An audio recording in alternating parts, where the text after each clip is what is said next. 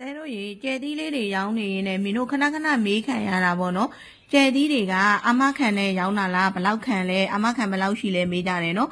အဲ့မိကုန်းလေးကိုမိမိဒီကနေဖြည့်ပေးပါမယ်မိမိတို့ရောင်းတဲ့ကျဲသီးလေးတွေကရွှေအစ်စ်မဟုတ်ဘဲနဲ့ရိုးရရွှေစိမ်ဖန်စီကျဲသီးလေးတွေဖြစ်ပါတယ်ဖန်စီဆိုပေမဲ့အစ်စ်နဲ့100%တူအောင်လုပ်ထားတာပေါ့နော်တချို့ဒီဇိုင်းတွေဆိုအစ်စ်မှာတော့မရှိတဲ့ဒီဇိုင်းတွေကိုအစုံရွေးထည့်နိုင်အောင်မိမိတို့ကလုပ်ရောင်းတာဖြစ်ပါတယ်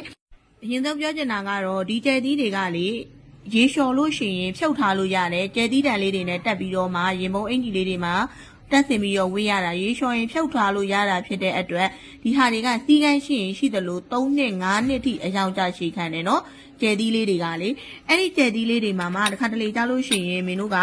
ဝင်းလေးတွေက3နာကြာလာလို့ရှိရင်အယောင်ပြတ်သွားတတ်တယ်နော်အယောင်ဖြူလာတာမျိုးအဲ့ဒါကြောင့်မလို့မင်းတို့ကချိန်ပြီးတော့သုံးလို့ရအောင်လို့ဆိုပြီးတော့ကျဲသီးလေးတွေကိုဝင်းလေးတွေကိုတော့အပိုထည့်ပေးတယ်နော်တစ်စုံစား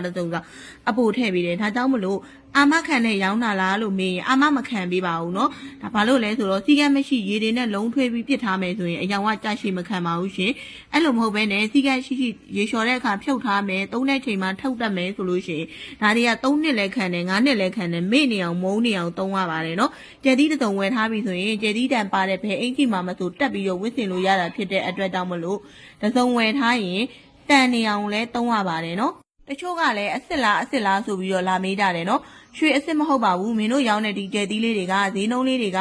4800နဲ့2500ကြားထဲမှာရှိတယ်ပေါ့နော်ဒါကြောင့်မလို့ဒါကရွှေအစ်စ်သေးလည်းမဟုတ်ပါဘူးရှင်ဖန်စီလေးတွေပါယူရီးယားရွှေစိမ်နဲ့ကိုရီးယားစိမ်ကြောက်လေးတွေ